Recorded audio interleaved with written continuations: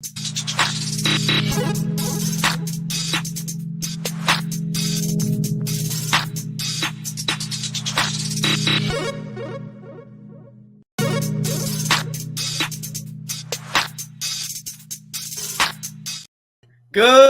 morning, everyone, and welcome into the Wake and Take. It's your boy, Jason, and we have some football to talk about today. The biggest story is, of course, DeVante Parker's huge contract with the New England Patriots, plus some other topics such as Jahan Dotson expecting to break out in year 2, and plenty more. So why don't we sit back, relax, sip our coffee, and enjoy the show.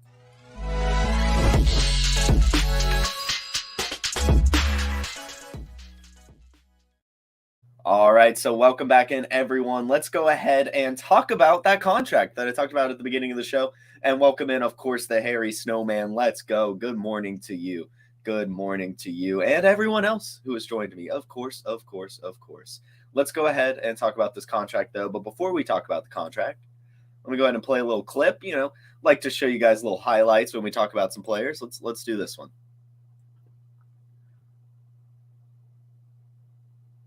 And this is just, what DeVante Parker is going to be bringing to the Patriots next season and the next season after that, and potentially even the third season. They have signed him to a 3-year contract worth up to $33 million. This contract includes $14 million in guarantees and per game roster bonuses. So I need to clarify that it is not a guaranteed $14 million. We do not know the actual guarantee, and we still don't know all the specifics with this contract. What we do know is that this actually more than likely is going to free up cap space for the New England Patriots. First, when you see this, you're like, what the hell are they doing? Why are they spending so much money on a 30-year-old wide receiver who hasn't eclipsed 800 yards in years? Last season, he was pretty good, right? 539 yards and 3 touchdowns. We'll get into the advanced stats and metrics later. But that seems like a lot of money, $33 million and 3 years for a 30-year-old guy who hasn't been a massive producer as of late. But I mentioned it frees up money. DeVante Parker did already have $6 million as a cap hit this year.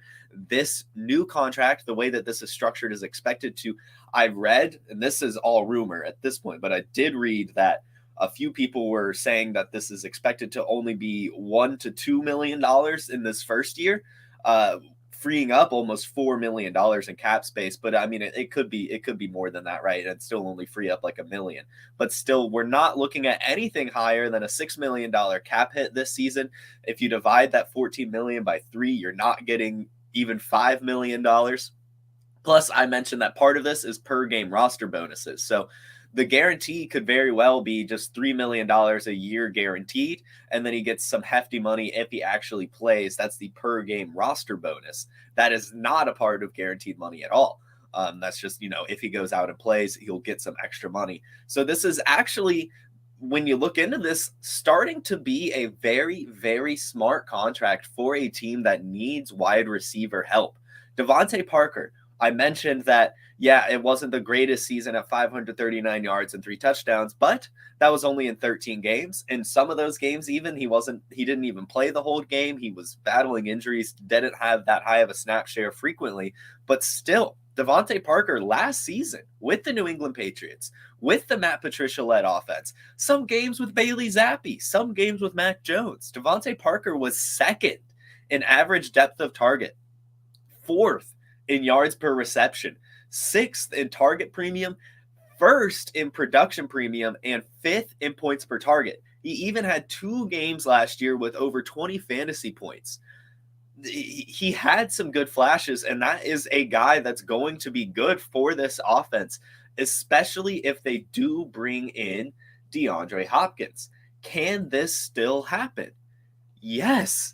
The DeAndre Hopkins signing to New England can still very, very, very well happen because, like I said, this contract is likely to actually free up some money for the Patriots. So not only are they getting much needed wide receiver depth, but they're clearing up room. And if you'll know, they still haven't signed a couple rookies to contracts as well. So this is really just working perfectly for this team. You don't see it very often, them being smart with wide receivers, but I'm going to go ahead and say that this was a smart move. It's on a scale of trading for Randy Moss and trading for a second for Mohamed Sanu. I would probably put it somewhere in the middle, right? It's not quite as bad as trading a second round pick for Mohamed Sanu, but of course not quite as good as going out and getting Randy Moss for your team. But, he's going to help, especially if they bring, or DeVante Parker will definitely help if they do bring in DeAndre Hopkins. He'll be a fine number 2, probably even a number 3, because the reports out of camp are that they are starting to believe in Tyquan Thornton and are expecting him to step up in a significant way next season. So if you're talking about DeAndre Hopkins, DeVante Parker, Tyquan Thornton breaking out, and of course Juju Smith-Schuster, who was brought in, this offense could be clicking with Bill O'Brien and Mac Jones going into his 3rd year, and Ramondre Stevenson playing the way he is. I really do like this Patriots team if they can go ahead and snag DeAndre Hopkins. And it looks like they might still be able to, and probably will. They were freeing up cap for some reason, right? For some reason, they were doing it. Next up, guys, I just saw a good little quote, and you guys know I'm a sucker for coach stuff. It is what it is. And yesterday, Lions offensive coordinator Ben Johnson said on Jared Goff, he's one of the biggest reasons I didn't want to leave. I feel we are tied together to a degree. He's an extension of me, and I'm an extension of him. I've told him multiple times his success is my success, and vice versa. That's just beautiful, right? You love hearing coaches, especially offensive coordinators, ones that work super closely with their players, say stuff like that. And that has to provide some more confidence into Jared Goff. Last season, of course, we already really started to believe in him. He was 14th in points per game, threw for 4,400 yards and 29 touchdowns. He was fantastic. Efficiency metrics are off the board as well. He was really, really good, leading this offense in a fantastic way. And we expect him to continue to do that. Ben Johnson has been working with him in 2 years. So he was the passing game coordinator in 2021 before becoming the offensive coordinator in 2022. And Jared Goff started breaking out towards the end with Ben Johnson kind of getting a bigger role before he eventually did become the offensive coordinator. So these two guys, Ben Johnson and Jared Goff, they're 2 peas in a pod. This seems like a great coach for Goff. And when you have a guy believing in you like that, it only works wonders. So I'm just glad that the Lions coaching staff is the way they are. From Dan Campbell down to the coordinators, it's just fun. It's just fun stuff. And so I'm glad to see Jared Goff continue to get the respect that he needs from his organization. And hopefully, we see that continue to show up on the football field. I'm a huge Jameson Williams and Amon-Ra St. Brown guy. So, Jared Goff is a big part of that. If he continues to play well, those guys will too. So, go get yourself some Jared Goff in Superflex leagues. Go get yourself some Lions pass catchers. I think Sam Laporta is a value right now. Jameson Williams is, of course, a value. And who knows with Jahmyr Gibbs? He could end up being a value, even with the hefty price tag right now. That is kind of the beauty of rookies. They can only go up for the most part, unless they get hurt or something. But yeah, so the Lions offense in good hands with Ben Johnson. I hope Jack sees this. Let's go Lions, Jack. Let's go Lions.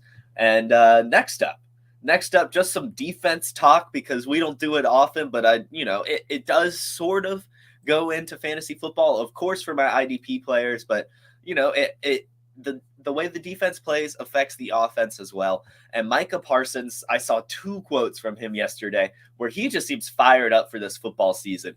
And that could mean really, really good things for the Dallas Cowboys. Micah Parsons is bulking up and is hoping to play this season at 255 pounds. That's 10 pounds more than he was last season, which 10 pounds is a lot, especially if it's going to be on a guy that already weighs a lot and is already an extremely hard hitter. It's massive.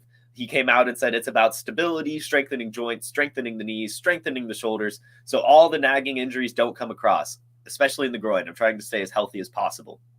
Then he goes on to dare opponents to stop him. And he goes full on lion man. If you go to a safari, you see buses pull up on lions and the lion never flinches. Why? Because they're king. They're not going to flinch. Please come visit. You're more than welcome. I'm okay with feeling uncomfortable. That's how you evolve. So Micah Parsons is fired up.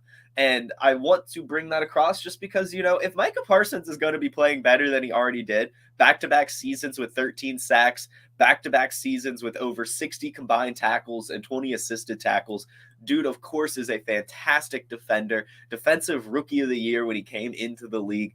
If he's continuing to play well and in fact going to play even better, that could mean that the Cowboys offense won't score as much, but also it could mean that Tony Pollard is going to get plenty more volume because, they might just start running the ball a good bit. If Micah Parsons is out there getting 2 to 3 sacks a game, going crazy, stopping the other teams from scoring, who knows what the Cowboys will come up with, because it's not like they're going to be piling it on. Yeah, I mean, I don't know. They might. We started seeing, especially over the last few years, offenses kind of give up on the respect thing and just continue to pour it on if they can. But I don't know. We'll see. We will see. Let's Harry Snowman making a good point. I'm saying that Parsons is going to be slower. This is possible, but they have the other edge rushers that kind of help him out as well. But we'll see. Just I'm glad to see a guy fired up. We love football here, and seeing a guy talking about being the king of the jungle, inviting players to come play against him. It's just fun. It's just fun stuff. Next up, another player that's fired up is good old Jahan Dotson. Jahan Dotson last season was really, really good. At only his 12 games played, only his 35 receptions. He had 523 yards and 7 touchdowns, averaging 14.9 yards per reception. It was great. It was fantastic. And he went out and said he expects a breakout year in the second season. And he said a whole bunch of things even. It was a really good article from NFL.com. And this was by Eric Edholm, who interviewed him. And another thing that he said, basically he just takes in a lot of media, and he was talking about how a lot of pundits will be giving their breakout candidates and no one ever says him. And he says, I'm never mentioned. And I keep that in the back of my head. That's what I work for. They don't say my name. That's what I want. I take it personal. So I think Jahan Dotson is fired up by the disrespect in the community. He was also a first-round wide receiver pick last year, but he's never mentioned with the likes of Chris Olave.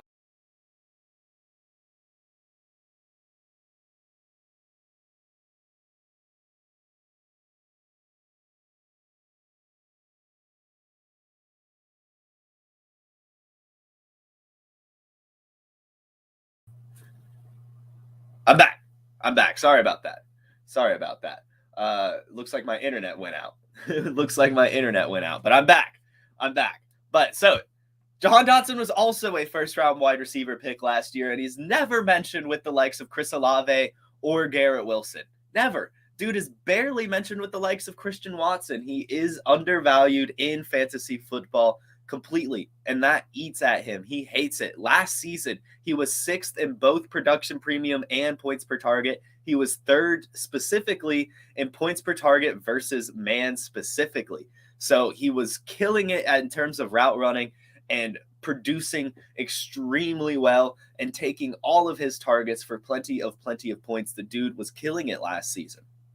And I want to compare that to Terry McLaurin. And the exact same stats that Jahan Dotson was top 6 in, Terry McLaurin was 34th in production premium, 21st in points per target, and 36th in points per target versus man specifically, the category that Jahan Dotson was 3rd in. Dotson also had more touchdowns than him, and they both had similar yards per reception. I'm not saying that Terry McLaurin is going to fall off, but Jahan Dotson really might start being the guy that you want in this offense. He's going to be, it's looking like he's the big play guy. He's the explosive guy. And Terry McLaurin is kind of evolving into this offense's, I guess, Chris Godwin, the guy just running a ton of routes, participating on every single play, and just racking up yardage. He has 3 seasons in a row with 1,000 yards. Definitely extremely consistent. Back-to-back seasons with exactly 77 receptions Terry McLaurin had. So I'm not saying it's going to fall off, but I do kind of believe that Jahan Dotson is going to be breaking out. And if that's the case, he might be the one to own because he's cheaper, younger, more explosive. And that's what you want in a guy. So go get yourself some Jahan Dotson. He's fired up. And of course, with Eric Bieniemy coming to town, the enemy, I got corrected on my Monday show. It's Eric Bieniemy. And when he's coming to town, he's going to get this offense rolling in an even better way than they did last season. So I do like Jahan Dotson going forward. And hey, he was Theo Greminger's breakout wide receiver. If you haven't checked out the article, we have an article every couple of weeks where me, Metakiwum, Seth, Theo, Jack, and Matt Babbage all pick some breakout players to help you guys win your leagues. And that Jahan Dotson was Theo's wide receiver pick. So, hey, go get him. He's a smart guy. And finally, guys, I just want to talk about some NFL rules stuff. Well, first, let's give a little bit of a rant about referees. You know, we care about the NFL here and what's going on. They are discussing, of course, the move to only full-time referees. And I just wanted to give this quote because it's hilarious. This is from Pro Football Talk. A shift from part-time to full-time officiating could cause some NFL officials to quit. Some within the league's power structure would be fine with that. One source said, "These guys are not good enough for us to worry about losing them." That's awesome.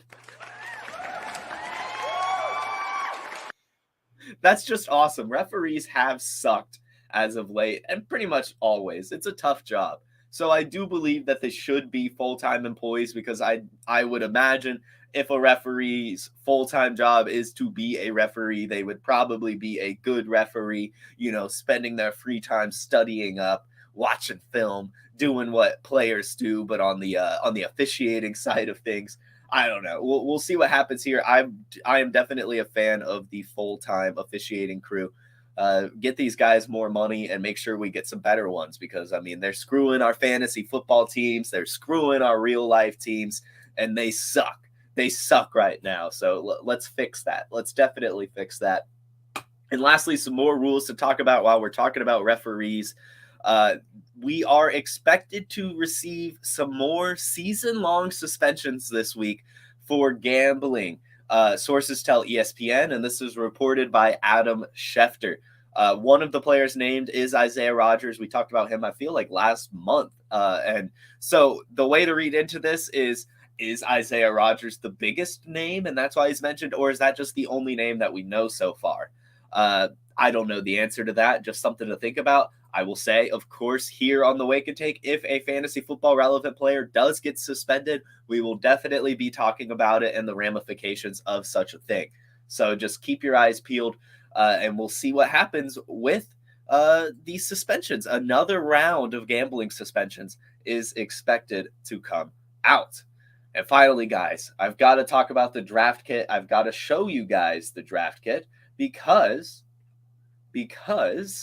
I have to. That's my job. So here we go. Here's a little promo about our draft kit. Go ahead and check this out. Hey, it's the Podfather. I have great news. The 2023 draft kit is live. It is world famous. Why? Because it is the best resource for winning fantasy football championships that exists. There are rankings and cheat sheets for every format you can imagine. We have projections both at the team level and the player level. And wherever you are, you can click on a player, open them up, and see in-depth written analysis about what to expect in fantasy football from that player this year.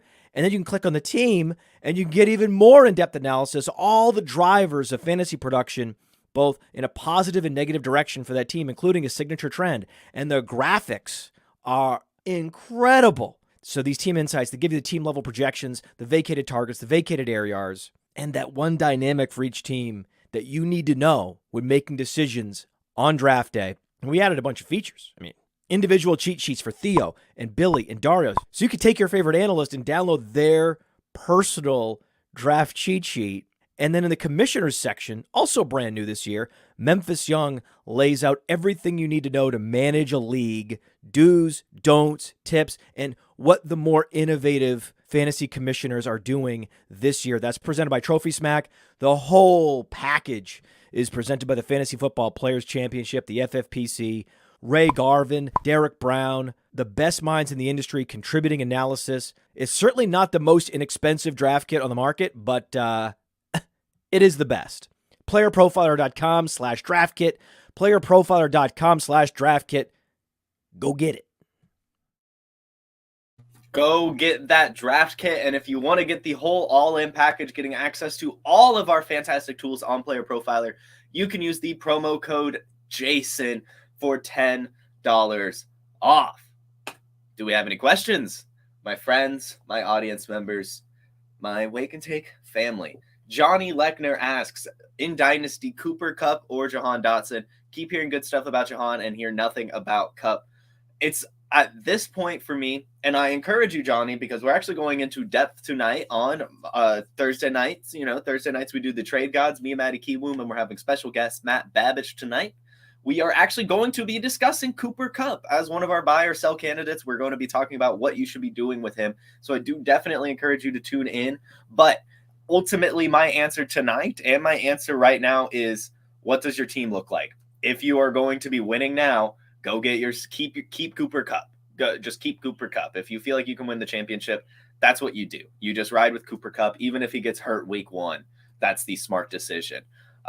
If not, if it's even in the air, I believe you could maybe go with Jahan Dotson. But I do think that these dynasty values are also far enough apart to where even if you did have Cooper Kupp, you could probably get Jahan Dotson plus. Let me check our dynasty rankings really, really quick. Dynasty rankings, wide receiver. We've got Cooper Kupp right now at wide receiver 16. And looks like we have Jahan Dotson all the way down at wide receiver 28. So I do think, you can maybe get Jahan Dotson and another wide receiver or running back or whatever for Cooper Kupp. But, if you're winning now, just hold on to Cooper Kupp. There's a lot of risk involved in going for the younger guy, especially one with a new offensive coordinator. Even if we are expecting him to be better and make this team better, we also don't really know. And we do know that Cooper Kupp has player number 1 overall in his range of outcomes. So just Cooper Kupp is just a whole nother animal. So let's see. Yeah, that looks like it is it. That is all our questions today. So thank you all for joining me. This was another fun episode of the Wake and Take. I hope to see you all tomorrow for Friday, the last episode of the week, here on this very YouTube channel at 10 a.m. Eastern. This was Jason. This was Wake and Take. You guys have a fantastic, and I mean fantastic, Thursday and rest of your week. Peace. Hey, you like that video? Be sure to subscribe and activate those alerts so you get notified as soon as new videos drop. And be sure to check out PlayerProfiler.com. We have all the tools for you to dominate every type of fantasy league. We have a draft kit, Dynasty Deluxe, data analysis, DFS Dominator, and don't forget the player rankings to rule them all.